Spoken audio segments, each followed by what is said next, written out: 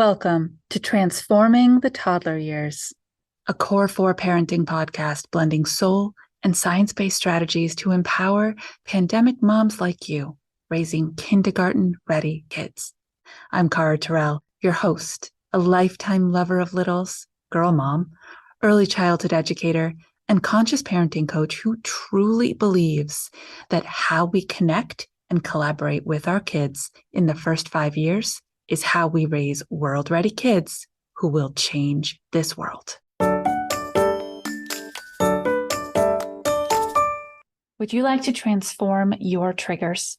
Join me for a free workshop called exactly that, Transforming Your Triggers, 6 simple steps for hijacking reactions and crafting intentional responses. You will leave this 60-minute free workshop with actionable strategies and script starters to help you stop that knee-jerk reaction and truly engage with your child inside a challenging moment.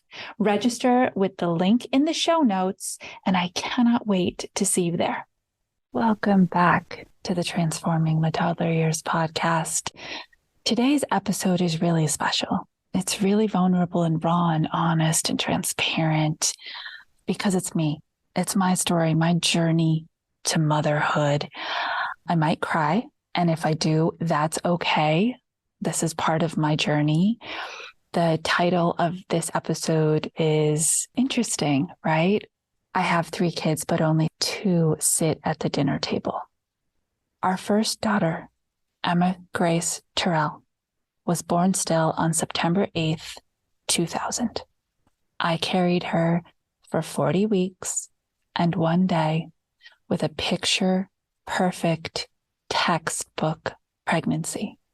Also, a picture-perfect emotional desire, right? All those beautiful visions that we have in our head with our first pregnancy, everything that we believe to be true, that all babies come home from the hospital, that blissful ignorance. I loved watching my stomach grow. I loved feeling her inside me. I loved talking to her. I loved preparing for her. I had been waiting for that my entire life. I was 23 years old, and at 5 years old, I said to the world, when they would say, "What do you want to be when you grow up?" I'd say, "I want to be a mom." Really? And at 12 years old, when I was a babysitter and I had more families on my schedule than I could handle, and I loved all their kids so much, "What do you want to do when you grow up?" "I can't wait to be a mom." And it's true. That deep desire inside me, that caring for another human being, raising and loving another human being, that being the everything for another human being who would grow up in this world was my destiny. I knew it from the time that I was a tiny person myself. So losing our first child was a devastation that is hard to put into words because we are so hopeful. Even as I knew, my cells knew, my brain could not make sense of the fact that they were telling me, putting a Doppler on my stomach when I went to the hospital thinking I was going to have a baby and saying, "I'm so sorry, there's no heartbeat." I couldn't compute it. I lived inside the labor and delivery of my gorgeous 8.5-pound girl who was perfect in every single way, believing if I suffer enough, if I feel every ounce of this delivery, they will be shocked. This little person is going to come out of me screaming and kicking. And I believed it. And maybe I had to, in order to live through that physical, spiritual, and emotional trauma. But she was born still. And in the moments, the hours that I had with her, remember, this the year 2000. She'd be 22 years old now.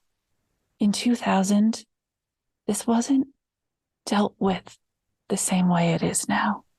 People still struggled to have these conversations. The nurses didn't see much of this in my tiny little rural town in Vermont where I live. And they did the best they knew how with their limited exposure to this experience. And still, it just was so overwhelming to be inside that space and be told you can have a few hours with her and then you'll need to say goodbye. How? How do you say goodbye to somebody who was supposed to stay, who you were supposed to have an entire life to love on, to teach, to learn from, to grow with, to watch, to be amazed by? How do you do that? She was born at 3 a.m, and I had her in my arms until 9 a.m.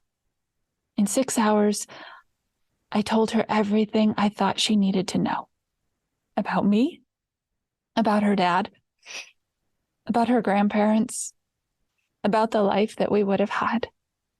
I sat there in a hospital bed, holding my little girl, crying on her, talking to her, connecting with her, fitting a lifetime into 6 hours. And then I had to go to the bathroom, right? I had still just had a baby. My body didn't understand what was happening. And so I handed her to her father and I went to the bathroom, which took a long time because that's what it does after you've had a child. Just everything takes more time, more effort, more intention. And when I came back and looked at her, I knew she had flown. Her spirit was no longer in that body. My time with her was over. My earthly time with her was over. Why do I tell you all this? 1, I really want you to know me. And 2, in the journey of grief that I embarked on, once I got past the acute darkness where time had no meaning, nothing actually mattered, why bother making decisions about what to have for breakfast? Like, those are so inconsequential, right? A life did not get to stay.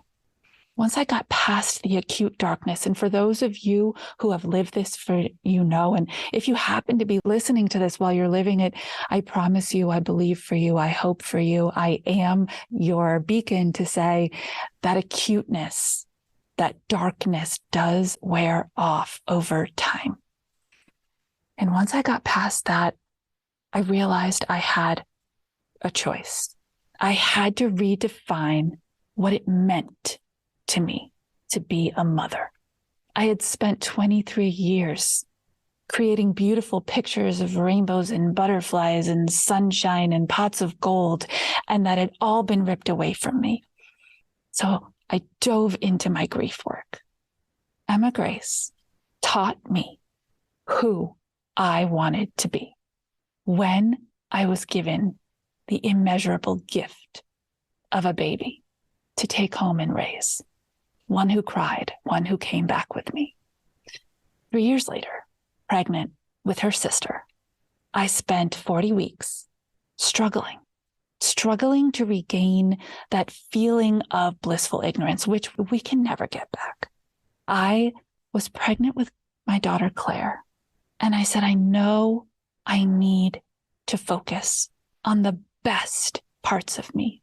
Pick the pieces that really showed up after that horrific loss and hold tight to them because they are my core. They're what make me who I am, and let go of the rest. And what happened is I chose the type of mom I wanted to be. I was determined to be when Claire arrived, kicking and screaming her way into the world, which she did in full glory. God bless that sweet girl. I said, I will be a conscious mother. I will be attentive to the way I interact with my kiddo. I will give her the opportunity to be who she is. I'm going to know so deeply who I am as we grow up together that I will be able to support who she is. I choose to define motherhood so that we share as much time and space together as possible, so that I never miss those connected moments. So I never look past something and count it out as trivial, because everything matters so much when given the gift to raise another human being. And this is how the concept of my parenting mission statement came to be. It's one of the early episodes here in the podcast. You can go back and listen to it. That's how the concept of my parenting GPS came to be. That's how the holistic Core 4 parenting methodology came to be, because I have 3 kids, but I only was able to parent 2 on this earth. I do parent my Emma. I did get to be a mom to her in lots of ways, through supporting others through loss, but I needed to allow her to teach me how to be an amazing mom. And by allowing her to do that, I can now say she made me the mother I am today, with adult girls who are 18 and 20. And I truly feel that the 3 of them are all the best versions of themselves that they possibly can be, because I allowed myself to define, to change, to evolve. And that's this entire journey, Mama. We grow and evolve and we change as they do.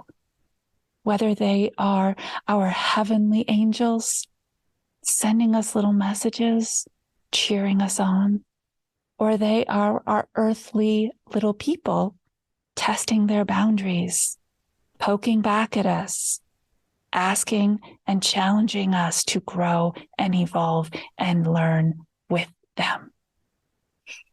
So I say thank you to you. Thank you for allowing me the space to share my girls with you. Thank you for taking the space to absorb all this.